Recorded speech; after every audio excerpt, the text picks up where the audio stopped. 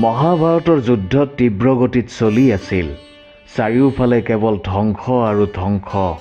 ৰাতি যেতিয়া সকলো নিজৰ নিজৰ শিবিৰত জিৰণিৰ বাবে উপস্থিত হ'ল, তেতিয়া ধৰ্মৰাজ যুধিষ্ঠিৰ নিজৰ শিবিৰত মৌন হৈ কোনো এক গভীৰ চিন্তাত আছিল।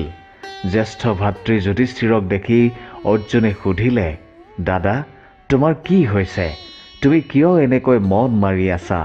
তেতিয়া যুধিষ্ঠিৰে এক প্ৰকাৰ নিজৰ সংযমতা হেৰুৱাই ধৈৰ্য হেৰুৱাই ক'লে, অৰ্জুন, তুমি কেনেকৈ শ্ৰেষ্ঠ ধনুৰ্ধৰ হ'লা?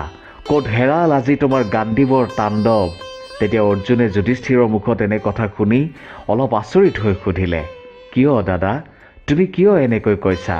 তেতিয়া যুধিষ্ঠিৰে ক'লে, কাৰণ তুমি যদি সঁচাকৈয়ে এজন শ্ৰেষ্ঠ ধনুৰ্ধৰ, তেন্তে যুদ্ধত অংগৰাজ কৰ্ণৰ বাণক কিয় বাধা দিব পৰা নাই? গাণ্ডীৱক অপমান কৰাৰ বাবে অৰ্জুনৰ পেটে পেটে যথেষ্ট খং উঠিল।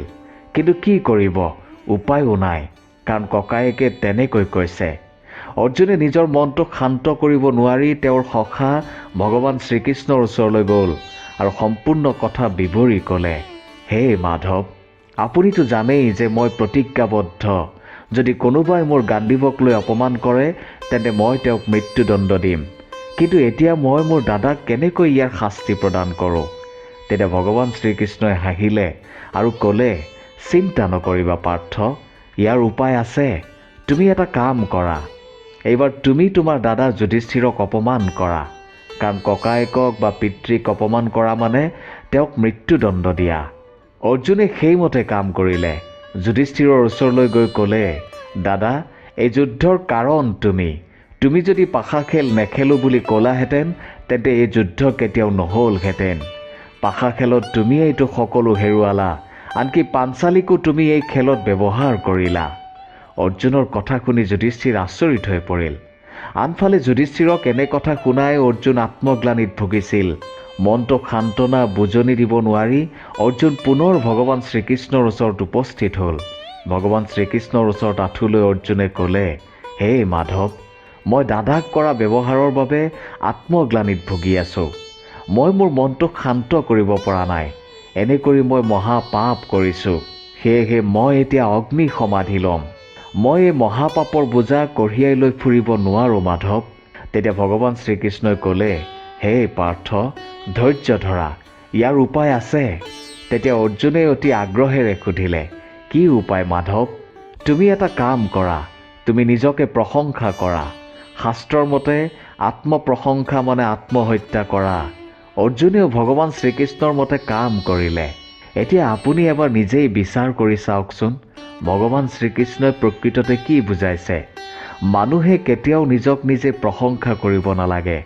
নিজক প্ৰশংসা কৰা মানে আত্মহত্যা কৰা বা নিজেই নিজক ধ্বংস কৰা। কোনো ব্যক্তিয়ে কেতিয়া নিজক প্ৰশংসা কৰে? যেতিয়া নিজৰ মনত অহংকাৰ ভাৱৰ জন্ম হয়, তেতিয়াই কেৱল ময়েই মই বুলি চিঞৰি থাকে। গতিকে এবাৰ নিজেই ইয়াৰ গভীৰতালৈ প্ৰৱেশ কৰি চাওক। এই সংসাৰত আটাইতকৈ মহত্বপূৰ্ণ কি? দৃষ্টি নে দৃষ্টিকোণ? বোধ শক্তি নে চিন্তা বিচাৰ? মানুহৰ দৃষ্টি আৰু চিন্তা বা বিচাৰ, এই দুয়োটাৰ মাজত সেই বস্তু, সেই ঘটনা বা সেই ভাৱনাহে শ্ৰেষ্ঠ, যিয়ে আমাক আনন্দ দিয়ে, আৰু যিয়ে আমাক আনন্দ নিদিয়ে তাক আমি দুখদায়ী বুলি মানি লওঁ। যদি আমি দৃষ্টি আৰু আমাৰ চিন্তা এক বেলেগ কোণৰ পৰা চাওঁ, তেন্তে পৰিস্থিতি নিশ্চয় ভিন্ন প্ৰমাণিত হ'ব পাৰে। যেনেকৈ ভীষণ গৰমত আমি থাকিব নোৱাৰোঁ, কিন্তু সেই গৰমেই সাগৰ আৰু নদীৰ পানী বাষ্পীভূত কৰে আৰু আমাক মনোৰম বৰষুণৰ আনন্দ দিয়ে। ঠিক একেদৰে ভীষণ পৰিশ্ৰমৰ অন্তত আমি সফলতা পাওঁ। ভীষণ পৰীক্ষাৰ অন্তত আমি আমাৰ লক্ষ্য পাওঁ। সেয়েহে সদায় মনত ৰাখিব যে দুখ আৰু সমস্যাৰ পৰা কেতিয়াও নপলাব, কাৰণ এয়াই হৈছে ভৱিষ্যতে আহিবলগীয়া সুখৰ মূল। এবাৰ এটা সন্তানৰ জন্ম হ'ব লগা আছিল। সন্তানটি স্বৰ্গৰ পৰা মৃত্যুলোকলৈ অৰ্থাৎ পৃথিৱীলৈ আহিবলগীয়া আছিল। তেতিয়া সি স্বৰ্গত ভগৱানৰ ওচৰলৈ গৈ প্ৰাৰ্থনা কৰি ক'বলৈ ধৰিলে, হে প্ৰভু, মোক মৃত্যুলোকলৈ নপঠিয়াব। মৃত্যুলোক, মই শুনিছোঁ তাত হেনো বহুত দুখ কষ্ট সহ্য কৰিবলগীয়া হয়। সেয়েহে মোক পৃথিৱীলৈ নপঠিয়াব। তেতিয়া ভগৱানে ক'লে, তুমিতো যাবই লাগিব, এয়া বিধিৰ বিধান, তোমাৰ সময় নিশ্চিত কৰা হৈছে। তেতিয়া সন্তানটিয়ে ভগৱানৰ ভৰিত ধৰি কান্দিবলৈ ধৰিলে, প্ৰভু, নাই নাই, মই মৃত্যু লোকলৈ নাযাওঁ। তেতিয়া ভগৱানে ক'লে, আৰে তুমি চিন্তা কিয় কৰিছা? মই তোমাৰ লগত সদায় থাকিম। এই কথা শুনি সন্তানটিয়ে ক'লে, প্ৰভু, আপুনি এয়া এনেই কৈছে, আপুনি কেতিয়াও মোৰ লগত নাথাকে। তেতিয়া ভগৱানে ক'লে, তুমি প্ৰথমতে মৃত্যু লোকলৈ গৈ লোৱা, তাৰ পিছত দেখিবা যে মই তোমাৰ লগতেই আছোঁ। তেতিয়া সন্তানটিয়ে সুধিলে, কিন্তু প্ৰভু, মই কেনেকৈ গম পাম যে আপুনি মোৰ লগতেই আছে? আপুনি তাৰ এটা প্ৰমাণ দিয়ক প্ৰভু। তেতিয়া ভগৱানে ক'লে, ঠিক আছে, যেতিয়াই তুমি মোৰ কথা চিন্তা কৰি চকু মুদিবা তেতিয়াই তুমি 4টা খোজ দেখিবা। তাৰে 2টা মোৰ ভৰিৰ খোজ দেখিবা আৰু 2টা তোমাৰ ভৰিৰ খোজ। সন্তানটি আনন্দিত হৈ পৰিল যে ভগৱানে মোক প্ৰমাণ দিলে যে তেওঁ কেনেকৈ মোৰ লগত সদায় থাকিব। নিশ্চিত সময়ত সন্তানটিৰ জন্ম হ'ল। লাহে লাহে সন্তানটি ডাঙৰ হ'ল। এদিন সি ভগৱান তাৰ লগত আছেনে নাই প্ৰমাণ চাবলৈ চকু মুদিলে আৰু 4টা খোজ দেখিলে। এয়া দেখি সন্তানটি বৰ আনন্দিত হৈ পৰিল। এদিন সন্তানটি ৰাস্তাৰে চাইকেল চলাই গৈ আছিল। হঠাৎ এটা দুৰ্ঘটনা ঘটিল। সি চাইকেলৰ পৰা পৰি গ'ল আৰু ভৰি এখনত খুব জোৰে আঘাত পালে। ঘৰলৈ গ'ল, কেকাই কেকাই বিচনাত পৰি থাকিল। তেতিয়া সি ভাবিলে যে এইবাৰ চাওঁচোন ভগৱান মোৰ লগত আছেনে নাই। এইবুলি সি চকু মুদিলে আৰু দেখিলে মাত্ৰ 2টা খোজ। এয়া কি? ভগৱানেতো কৈছিল যে তেওঁ প্ৰতিটো মুহূৰ্ততে মোৰ লগত থাকিব। নাই, তেওঁ মিছা কথা কৈছে, তেওঁতো মোৰ লগত নাই। এইদৰে কিছুদিন পাৰ হ'ল। সন্তানটিয়ে দেখিলে যে যেতিয়া সি আনন্দত থাকে, সুখত থাকে, তেতিয়া ভগৱান তাৰ লগত থাকে, আৰু যেতিয়া সি দুখত থাকে, কোনো সমস্যাত থাকে, তেতিয়া ভগৱান তাৰ লগত নাথাকে। ভগৱানে মোক মিছা প্ৰতিশ্ৰুতি দি মৃত্যু লোকলৈ পঠিয়াই দিলে।